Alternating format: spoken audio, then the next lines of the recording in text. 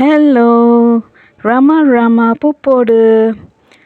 Hope all are in good health, having a nice time, feeling relaxed, peaceful, and happy always.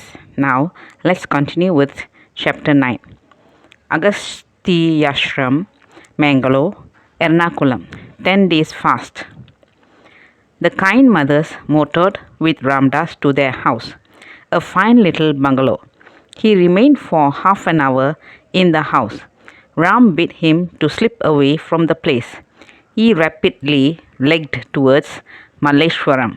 His idea was to go to bhavanishankerrao, whom he had occasion to meet at Kundapur the previous year. Ramdas reached Malleshwaram, an extension of Bangalore city, studded with hundreds of newly built neat houses, now which was Bhavanishankerrao's house. He had never visited the place before. Ram must guide him, and he did.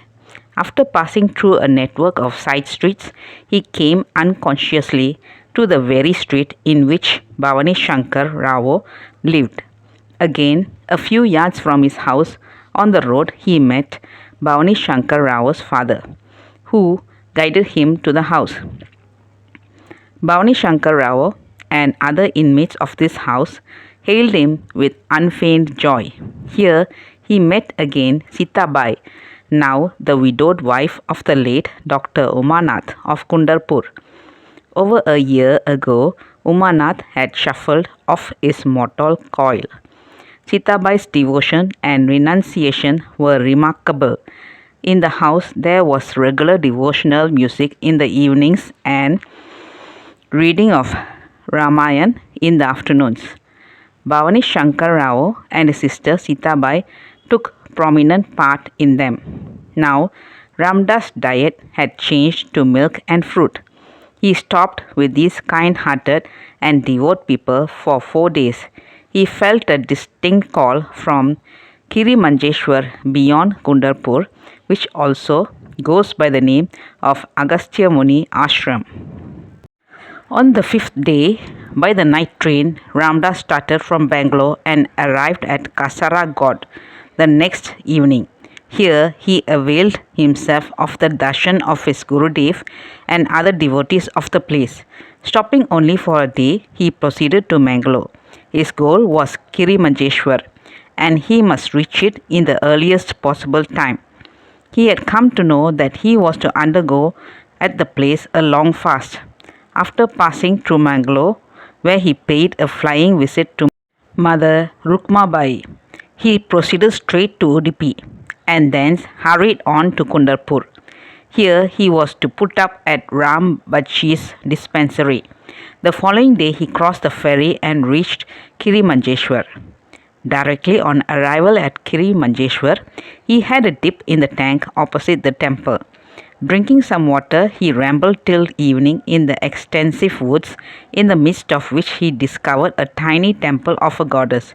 The temple consisted of an inner dark, narrow chamber where a stone image of the Devi was installed, an airy and neat front room with a smooth and shining floor, and an outer veranda. For ingress, there was only one low door. He decided to occupy the front room of the temple. His possessions were only one coverlet and 2 kaupins. His mode of life here was something like this: 3 baths, morning, noon and evening, in the tank, and water, drink also at the same time from the tank. The tank lay about 50 yards from the Devi's temple. Nights were spent in front of the room of the temple and the days in the woods. The inner shrine was lit for some hours in the night with an earthen lamp and coconut oil. Every evening, a mother of the neighborhood would attend to this. She must have been lighting the wick at an earlier hour in the evening, for he saw the light on return to the temple after dark. One day she happened to be late and he was already in the front room. She came as usual and entered, but at the sight of the figure of Ramdas, dimly visible in the darkness of the room, she cried out with raised hands in terror and ran away truly frightened. Thereafter she stopped away entirely and the lamp was unlit. Sometimes of an evening he would take a walk to the seashore. He found there a huge rock jutting out into the sea. Getting a perch upon it, he would watch the giant waves lashing against the sides of the rocks. The sea crabs would be playing about him, and the white seagull flew overhead. The long belt of sand glistened in the sun. At the close of the day, he would meet with a most imposing sight when the sun was setting. The gradual descent of the flaming orb into the bosom of the blue sea charmed his sight. Here, despite the loud roar of the waves, he experienced a calmness that passes expression. Day after day went by in silence, water fast and baths in the tank. Some villagers, hearing of his fast, attempted to break it by making him drink milk and eat fruits, but he was indifferent alike to the offerings and the offerers. One day, in his aimless rambles, he approached the bazaar where most of the shops were owned by Muslims. "Who is that man?" a passerby inquired of a merchant pointing at Ramdas. The merchant replied, his forefinger touching his temples, "He is a half-crack." Ramdas heard the remark and going up to them corrected the merchant's words. "No, brother, not merely a half-crack. Why not say a full crack, which is the truth?" He was taken aback at his sudden and strange confession. Ramdas passed on. Now, what was the effect of the fast on Ramdas? After the third day, he began to feel physical weakness. Again, 3 days more, his power of locomotion diminished considerably. He could not walk to the tank at a stretch. He had to sit down at several stages on the way. There was also a marked emaciation of the body. 8 days later, he could only crawl on all fours for his bath and drink. He used to lie flat on his back on the smooth floor of the room. While trying to rise, he would feel as though the back was glued to the floor. He was awake all the night and day. There was no sleep for him. Except the extreme physical weakness, he had no pains in the body. The mind has filled with perfect peace. Remembrance of God had become a settled and continuous function of the mind. When sitting quiet or lying down, he was often totally unconscious of the body. On the 9th day, the villagemunsif of the place, a Saraswat, visited him at the Devi's temple with presents of milk and plantains.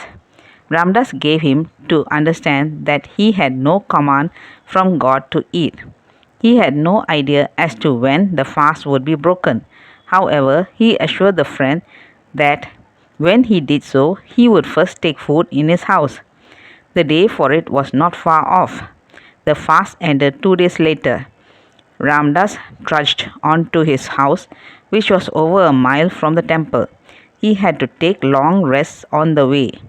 The kind friend considered it a happy privilege to feed Ramdas, so also his faithful wife. After meals, taking permission of the kind host, he left for Kundapur in a motor bus. The friend having secured for him a seat on it, he reached Kundapur by evening. So folks, thank you. Bye bye. Rama Rama Popodu.